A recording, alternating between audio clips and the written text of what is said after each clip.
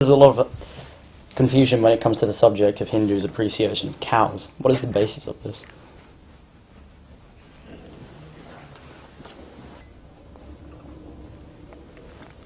It is said, the way Hinduism has been portrayed in the West has always been, in a way, in a very poor light. In many schools, the only exposure of Hinduism is caste system. And all of us here are saying, yeah, I thought I'm a Brahmin, he's a Loano, there's a caste system surely. And the second way is polytheism, many gods. Yeah, we have look go in the temple. And the third one is they actually worship cows. What a silly religion. And sometimes when they want to deride Hinduism, this I have come across in some school, they say they drink cow's urine before they come to school. This is, I'm warning you, this is how your children are told. They are taunted in school saying, did you drink some urine before you came here? Cow's urine, of course. Let me tidy up and let me clarify. You must be very clear about these things, and you must make your children aware of the true answers. Remove the misconception. Then the thing that was making them feel kind of dejected and perhaps under pressure, under duress, will suddenly turn around and hold their hand and make say, yeah, there's this good stuff here.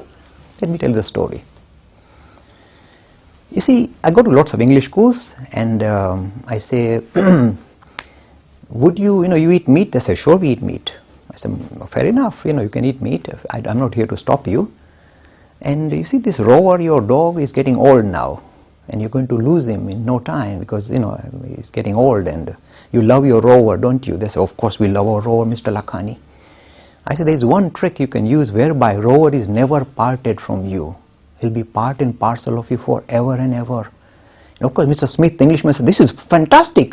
What is the way whereby I'm never separated from my Rover? And my answer would be, Mr. Smith, you eat meat. Why don't you have Rover for supper? Now you are sniggering because you know what I mean. Not me saying put Rover on the table and say let's share our dinner. But actually cook up Rover and have him for dinner. If I ever say that to any English person, immediately he'll take his stick out and chase me around the park. How dare you?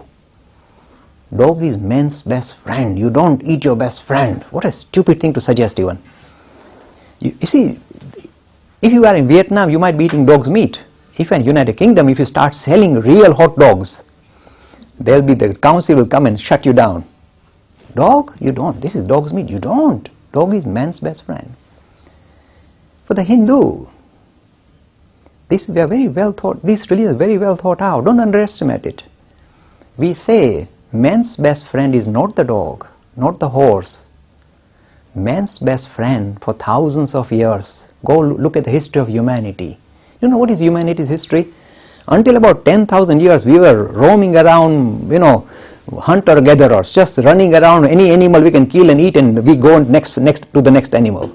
Hunter-gatherers is the human history. The only time human beings settled down and started to farm and become a little bit civilized is when they had this lovely animal called the cow. Because it's a magic machine. On one end you put grass, other end milk comes out. So you could settle down. You had a ready flow of supply of proteins. So you could settle down and wait for your crops to grow. So this gentle animal, if we study the history of humanity, has been the major friend of humanity that allowed humanity to become civilized, to settle down and be civilized, have the space to be civilized. So we say, if you wish to pay tribute to one animal as man's best friend, it's not the dog, it's this gentle animal called the cow. So the Hindus say we must pay respect to this animal that has stood by humanity for such a long time. Not just Hindus, for whole of humanity must pay tribute. And some people say, but Mr. Lakhani, then the goats give milk as well, so shouldn't you? I say, fair enough, revere the goat as well, we don't mind. But somehow the cow has been the icon of an animal that stood by humanity. That's why it has been given this prominent position. The Hindus don't drag a cow in the temple and say, I worship you. Not that Hindus are allowed to do that, by the way. But the fact that they revere the animal, they respect the animal, because they in a way are paying tribute to what the animal has done for us. I'm guaranteeing you tell this to, of course I'm not very good advertisement for McDonald's, but this idea of revering this gentle animal for what it has done shows that we are truly, extending this, if you like, the idea of reverence for life into the animal kingdom. And the one animal that stands out saying, me first, is this gentle animal, the cow. So suddenly the holy cow suddenly becomes, oh, it's a lovely animal. Of course, the only drawback is you can take the dog for a walk, you can't take the cow for a walk, but so be it.